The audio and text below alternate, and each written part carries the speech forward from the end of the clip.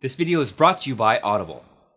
It's basically a darker Princess Bride. This week I'm talking about Tom Ford's Nocturnal Animals, starring Amy Adams and Jake Gyllenhaal.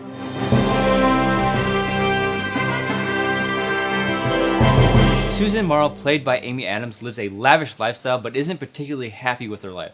One day she receives a manuscript written by her ex-husband, played by Jake Gyllenhaal. The manuscript tells the story of a man, also played by Gyllenhaal, who finds a trip with his family turning into a nightmare. As Susan reads the book, she's forced to examine her past and confront some dark truths.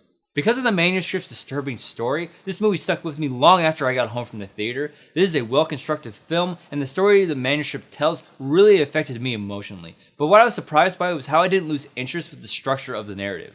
When Susan starts reading the book, we get 3 different stories to follow. Present day with Susan, her reflecting on her past, and of course the fictional story she's reading. Normally with a split narrative like this, one story would grab me more than others. However, Nocturnal Animals was able to hold my interest the entire time. One of the film's biggest strengths is the performances by all the actors. I honestly didn't realize Ray was being played by Aaron Taylor Johnson until halfway through the movie. I hated his character so much, and I don't mean that as a bad thing. Taylor Johnson was just that good as a sleazy criminal.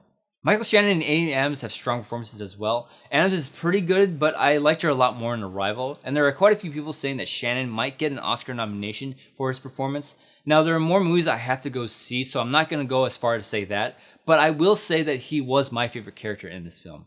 It was really Jake Gyllenhaal's performance in the manuscript story that gripped me the most. In the other storylines, the characters' emotions seem to be a little more subdued, contrast to the pure raw emotion Gyllenhaal portrays in the novel's story. Almost everybody on YouTube seems to love this movie, but I would fall more in line with the scores it got on the other sites, with the 71% on Rotten Tomatoes and a 67% on Metacritic. I do agree with the majority of critics that are praising Ford for his visual style as a filmmaker, but I struggled to figure out why I wasn't falling head over heels for this movie until I came across a review on the Kermode and Mayo channel. Mark Kermode makes a point where Ford pays such great attention to detail, but at times his frame is a little too perfect and it alters your perception of the film. Sometimes the level of design and perfection and preciseness and cleverness sometimes acts against it having a human heart.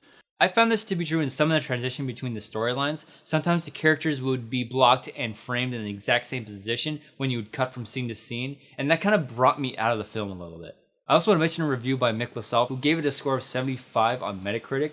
In his review, LaSalle says the complexities of the film lie within the characters and the visuals. This I kind of disagree with. I think the complexity of the film is with how each storyline influences the other, and I took it as how the life of an artist is reflected in their work. But to better explain this point, I will turn to the always awesome Chris Hartwell. I'll link his full review in the description, but he explains how Ford utilizes the Kuleshov effect to convey meaning within the story. The viewer is invited to deduce the thematic and philosophical ideas that bind them all together. So not only do the encounters with Aaron Taylor Johnson's Ray in the B plot line help to illuminate the kind of helplessness and heartbreak that Gyllenhaal's Edward is experiencing in the C plot line, but also through that villainous character's illogical, irrational, and unreasonable desires, the viewer better understands how illogical, irrational, and unreasonable is the antagonist from the A plot line, that being the feeling of dissatisfaction that is crushing Amy Adams' Susan. The box office numbers get a little tricky since this was a limited release, and I wasn't able to see this film until this past weekend, but over the weekend, Nocturnal Animals came in 7th, making $3.2 million, bringing its total to $6.2 million.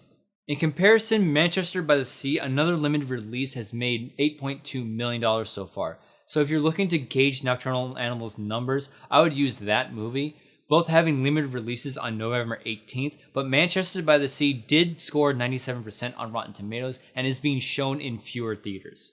So in the end, I will say Nocturnal Animals is a well-crafted film with some brilliant performances. However, sometimes Ford's almost obsessive attention to detail brought me out of the movie just a little bit.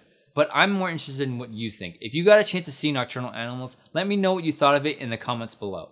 As I mentioned before, this video is brought to you by Audible. Get a free audiobook download and 30-day free trial by going to audibletrial.com/videos by Andrew. Over 180,000 titles you can download to the media player of your choice. Just head on over to audibletrial.com/videos by Andrew for your free audiobook download and help support this channel.